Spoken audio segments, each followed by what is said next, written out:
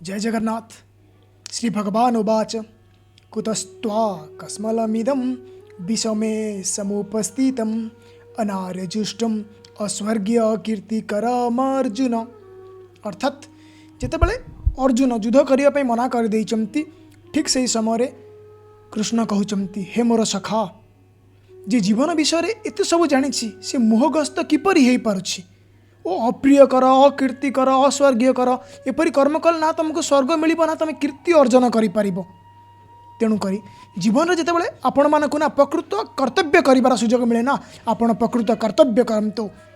आपण मानक गोटे छोटिया उदाहरण देवी।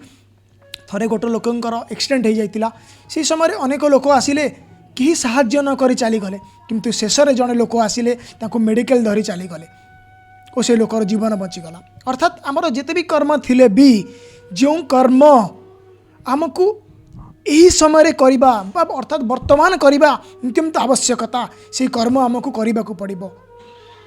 तेणु सब बेले मनुष्यत्व मनुष्य पणिया को सब बेले निज साथी नहीं चलतु।